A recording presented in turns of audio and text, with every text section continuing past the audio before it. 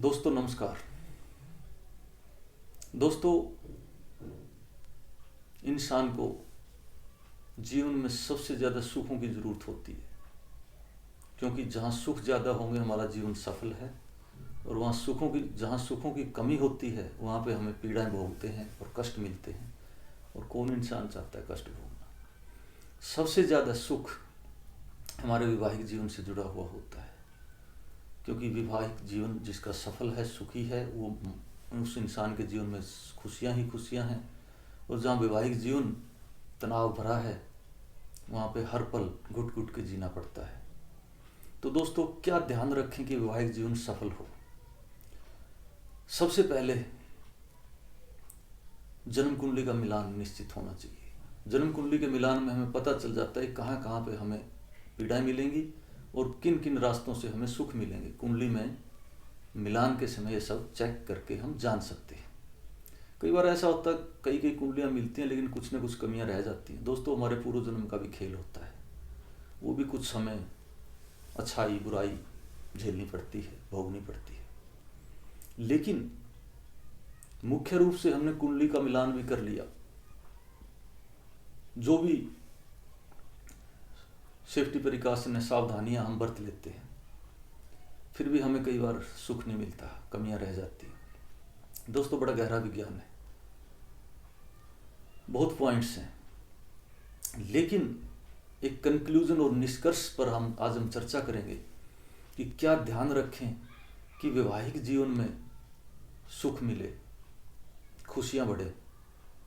क्योंकि जन्म कुंडली का मिलान तो हम कर लेते हैं, लेकिन कई बार जिस घड़ी में फेरे होते हैं वो घड़ी अच्छी नहीं होती। इसलिए कुंडली मिलान के बाद हमें विवाह की तारीख ढूंढते हैं। विवाह की तारीख कई बार हम जो जन्म कुंडली के से नाम होता है उसकी बजाय हम जो आम कुंडली के बिना हम नाम रख लेते हैं, उस पे भी हम शादियां निकालते हैं। वो तरीका उतना सही नहीं होता, क्योंकि जब हमारी जन्म कुंडली में नाम का अक्षर निकलता है, उसी से नाम रखने का प्रावधान भी है, और उसी के नाम अक्षर से यज्ञ हवन अनुष्ठान वगैरह में फल मिलता है। तो निश्चित रूप से सबसे पहले तो हम उसी नाम से विवाह की डेट निकालनी चाहिए। लड़का और लड़की की जन्म कुंडली में जो जन्म की राशि है, जो जन्म का अक्षर है, उससे विवाह की डेट निकालनी चाहिए। उसके बाद हमें फेरे कितने से कितने बजे तक मुहूर्त में, किस मुहूर्त में, शुभ मुहूर्त में होना चाहिए। फिर स्थिर लगन होता है, उसका ध्यान रखना चाहिए। इतना भी ध्यान रख लेते हैं। इससे आगे जो मुख्य ध्यान रखने की बात होती है, जब हम विवाह की डेट निकालते हैं उसमें नक्षत्रों का विशेष ध्यान रखना चाहिए। क्योंकि कई बार दोनों की राशि से फिर विवाह की तिथि निकल आती है, लेकिन उसमें हम नक्षत्र नहीं चेक करते। वहाँ हमें नक्षत्र जरूर चेक करना चाहिए। नक्षत्रों में पुष्य नक्षत्र सबसे त्याज्य होता है, सबसे घातक होता है। पुष्य नक्षत्र में कभी भी फेरे नहीं होने चाहिए, शादी नहीं होनी चाहिए, क्योंकि पुष्य नक्षत्र को भगवान ब्रह्मा जी ने श्राप दिया हुआ है। इसलिए शादी में इस नक्षत्र का जरूर त्याग करना चाहिए। दूसरा, पूर्व फाल्गुनी नक्षत्र, इसमें भगवान राम और सीता का विवाह हुआ था, वो इतना सफल नहीं रहा, इसलिए इस नक्षत्र को भी त्याज्य माना गया है। उसके बाद अभिजीत नक्षत्र, इसमें राजा नल और दमयंती का विवाह हुआ था, उन्होंने भी काफी पीड़ाएं सही थी। इस नक्षत्र को भी त्याग देना चाहिए, इसमें शादी ना करें। मूल नक्षत्र को भी त्यागना चाहिए, लेकिन देवकी का विवाह इस नक्षत्र में हुआ था और भगवान श्री कृष्ण का जन्म हुआ था उनके गर्भ से, तो इसलिए उसके बाद इस नक्षत्र को विवाह शादी के लिए शुभ भी माना जाने लगा है। लेकिन ये भी विवादित नक्षत्र है,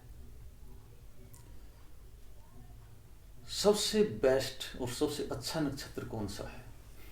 जब जन्म कुंडली कमजोर हो, लड़के और लड़की की ग्रह कमजोर होते हैं,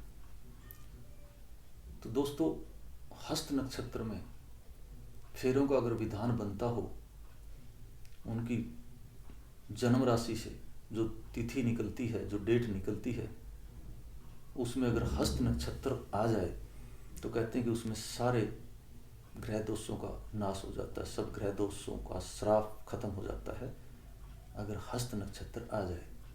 और हस्त नक्षत्र में अगर फेरे होते हैं तो उसमें निश्चित रूप से जीवन में सुख बढ़ जाते हैं और सभी पाप कर्मों का अंत हो जाता है। ये एक वरदान की तरह होता है। और अगर किसी का सौभाग्य हो तो इस नक्षत्र में वो डेट निकले और इस नक्षत्र में उसकी शादी हो तो सबसे सफल वैवाहिक जीवन इसमें माना जाता है। इसलिए कोशिश करें कि जो त्यागने वाले नक्षत्र हैं, त्याज्य नक्षत्र हैं, उनको त्याग करें। जन्म राशि के अनुसार विवाह की तिथि निकालें और उसमें उस तिथि में आने वाले नक्षत्रों का विशेष ध्यान रखें ताकि हमारा वैवाहिक जीवन सुखी हो। और जब वैवाहिक जीवन सुखी होता है तो हमारा सारा जीवन ही सुखी होता है। हमारे सारे सुख विवाह से जुड़े हुए निश्चित रूप से होते हैं। तो दोस्तों, आज हम इस महत्वपूर्ण जानकारी के साथ इस चर्चा को यहीं पे समाप्त करते हैं। जय हिंद।